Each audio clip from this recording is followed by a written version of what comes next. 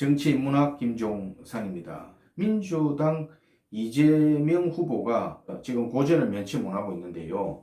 이 대장동 사건, 이 특검을 받아들이지 않고 과연 돌파할 수 있을까? 국민의 망각에만 지금 기대를 걸고 있는데, 거기다가 이번에 부인 낙상사고 뭐 해서 왼쪽 눈 언저리가 찢어졌다 해서 여러 가지 구설수 괴담들이 지금 인터넷에 뭐 많이 퍼지고 있는 그런 상황이지요. 여하튼 위기가 왔다 이렇게 보는데, 그걸 돌파하기 위해서 119 지금 뭐 구급대 그 차량 안에서 이송 장면도 CCTV를 공개하고 뭐 등 했는데, 그 사진 몇 장으로 지금 인터넷에 여러 가지 유포되고 있는 이 사실들을 잠재우는 명확한 증거가 될 수 있나?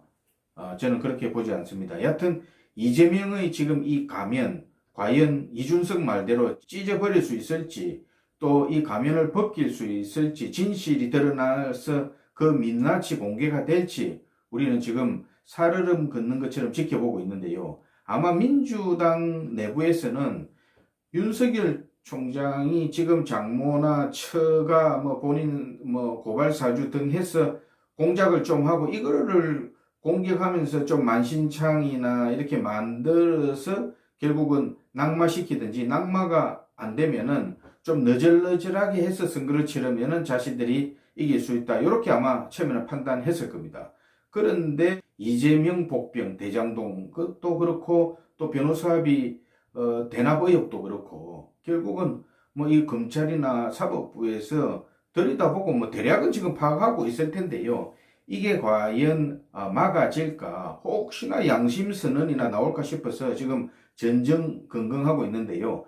아무튼 이재명의 이 민낯이 대선 기간 중에라도 제대로 밝혀질지 오늘 한번 살펴보겠습니다. 그동안에 민주당의 이 정통성, 또 진보, 또 좌파, 그리고 이 부분들이 김대중, 노무현까지는 어떻게든지 연결되어 왔습니다.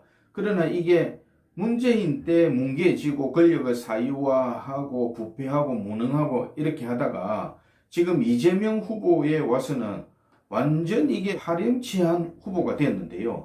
지금 만일에 김대중이나 또 노무현이나 이런 분이 지금 계신다면은 이런 후보의 용납이 되겠습니까? 저는 아니라고 봅니다.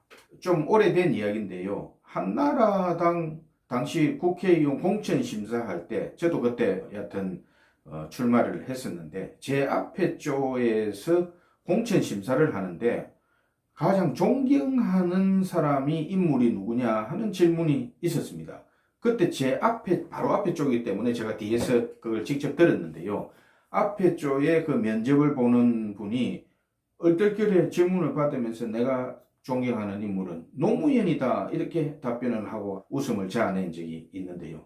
그러나 그 당시에는 김대중이든 김영삼이든 또 노무현이든 어느 정도 국민들이 표를 던지지는 않아도 여야 할 것 없이 어느 정도 소통도 되고 정치적인 화합도 가능한 그런 정치 구조였거든요. 노무현 부인 권양숙 여사는 이재명이 그 봉하마을을 찾아왔을 때 옛날에 내 남편을 보는 것 같다, 이렇게 얘기했는데요.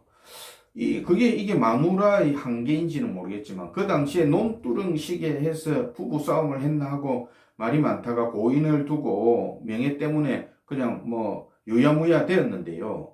저는 이재명과 노무현은 하늘과 땅 차이다, 이렇게 보고 있습니다. 노무현은 자기의 어떤 도덕성이나 철학을 지키려고 부단히 노력한 사람입니다. 그러다가 어쩔 수 없이 뭐 약간씩 격가지로 뭐 벗어날 때도 있었겠지만, 전체적으로 이분이 추구하고 있는 어떤 서민지향이나 또 어떻게 보면 그 도덕성이나 이런 데는 진정성이 있었거든요. 그런데 지금 이재명한테 그게 느껴집니까? 이분의 거짓말, 위선, 그리고 포퓰리즘 해서 표가 조금 연결될 수만 있으면 뭐든지 끄다 갖다 붙이고 있는데요. 그러면서도 잘못됐다, 이게 하는 이 양심의 가책을 느끼지 못하고 있습니다. 그러니까 소시오패스라는 이야기도 나오고, 또 분노 조절 장애가 있는지 로버트 뒤집고 욕설 그 녹음이 돌아다니고 직원한테도 그 분노를 폭발하는 영상이 있고, 이러다 보니까 이번 부인의 뭐 구토해서 실신 이 사태에도 여러 가지 억측 주장들이 지금 난무하는 것 아닙니까? 이게 119 지금 사진 몇 장으로 이게 그러면은 그렇지 않다 이렇게 그게 증명이 됩니까? 이거 가짜 뉴스 퍼뜨리는 사람들 전부 고발한다 이렇게 압박도 했는데요. 물론 가짜 뉴스를 퍼뜨리면은 안 됩니다. 그리고 뭐 자기 얘기대로가 진실이라고 뭐 그렇게 믿어주는 게 맞다 이렇게 보거든요. 그럼에도 불구하고 여러 가지 아니 땡 굴뚝에서 연기 나나 할 정도로 그런 정황들이 많이 있었지 않습니까? 그래서 그 사진 갖고는 안 된다. 부인 손을 잡고 우리가 가정폭력 이 상담하는 분들, 저 전문가들 얘기를 들으면요. 그런 사람들이 마누라를 쭉 패놓고 그 뒤에 안아주고 뭐 잘못했다 해가 빌고 뭐 등등 이런 거 많이 보지 않았습니까? 그런 부분들도 다 지도자가 될 만한 사람들은 평소에 언행을 조심해야 한다. 이렇게 저는 보고 있습니다. 해경궁 김씨 지난 대선 때 문재인과 경선할 때 해경궁 김씨 부분도 그 베일에 가려진 뭐 그런 부분도 있었지 않습니까? 이 문제는 여기 정도까지 뭐 얘기를 일단 하겠습니다. 이 대장동 사건을 다루고 있는 이 검찰, 이 대장동의 부역자들이요. 지금 거기에 관계되는 많은 사람들이 있었고 김호수 검찰총장도 정연학인가 하는 이 친구하고 고등학교 선후배 사이라 하고 성남시의 변호사도 한글로 지금 언론 보도가 되었지 않습니까? 아무튼 이 사건을 제가 볼 때는 여러 사람들 또 계좌 추적 뭐 등등 해서 조사하면은 대체적인 윤곽이 이들이 대한민국 검찰에서 분명히 알 수 있을 텐데 이러고 있는 이유가 뭔지 정말 안타깝습니다. 국민의힘도 뭔가 출혈이 있고 자신들한테도 불똥이 튀어도 이 부분은 국민 자존심이 관계돼가 있는 부분인데 제대로 해라. 정 안 되면 국민들이 릴레이 시위를 해서라도 특검을 저는 관철시켜야 되고 이게 내년 대선에 결정적인 이게 부분이다, 이슈다. 그래서 국민들이 반드시 심판할 거다. 저는 그렇게 믿고 있습니다. 지금 정권 교체를 바라는 국민들이 지금 여론조사를 넘어서서 제가 볼 때는 골수 민주당 빼놓고는 그야말로 한 70% 정도가 중도를 포함해서 정권 교체가 되어야 한다. 지난 정권에서 어떤 일이 일어났는지 알아야겠다. 이 여론이라고 저는 보고 있는데요.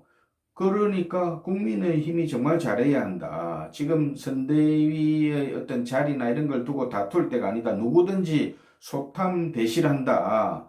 지금 김종인을 흔드는 세력도 마찬가지고 특별하게 원로나 지도자가 없는 이런 지금 국민의힘에서 그나마 이 선거를 끌고 갈 수 있는 많은 경험과 연륜 그리고 정책 등 해서 지금 차선책을 보고 하는 거다. 그럼에도 불구하고 한번 말씀을 드렸지만 이준석이나 또 김종인 위원장이나 다 전체적인 다른 의견들도 수렴해서 자기들의 권력, 세력을 구축하는 이 선거가 아니라는 점, 그거를 직접 몸소 보여줘야 된다. 그렇지 않으면 선거 기간 가면서 또 잡음들이 나올 수 있거든요. 그리고 후보는 유능한 통찰력을 가져야 된다. 이 선거 기간을 통해서도 배워야 하고요. 그래서 그런 부분들이 잘 조화가 돼야 정권 교체가 가능하다. 지금 민주당에서 여러 가지 꼼수들, 기획물들이 또 터져 나올 겁니다. 옛날에 김대엽 사건처럼 나올 거거든요. 그래서 똘똘 국민의힘이 뭉쳐야 한다. 이 말씀을 드리고요. 좌파라는 게 생명이 뭡니까? 원래 도덕성이 생명이거든요. 그런데 이 패거리들이 무능하고 부패하고 권력을 사유하고 그야말로 극한까지 갔는데 그래서 정권은 반드시 지금 바꿔야 하는 그런 상황 아닙니까? 정치권의 세대교체도 지금 아주 당면한 한국 정치의 지금 최우선 과제다. 우리가 보면 양궁 같은 스포츠에 보면요. 양궁 선수들 세대 교체하고 계속 바꿔도 1등하고 잘하지 않습니까? 대한민국에 있는 젊은 지금 분들 괜찮은 이 사람들을 키워서 정치권이 그야말로 전체적으로 변화하는 계기를 이번에 윤석열 후보가 만들어내야 한다. 그래서 어느 쪽으로 경사되는 거 계속 조심해야 한다. 대한민국을 정상화시키고 이 거짓과 위선이 지금 정도의 선을 넘어서 이게 정치권에 만연되면 국가는 위태로워진다 이렇게 보거든요. 그래서 정치권뿐만 아니고 국민들이 정신 바짝 차리고 이번 차기 대선에 임해야 한다는 점 다시 한번 말씀드립니다. 정치문학 김종상이었습니다.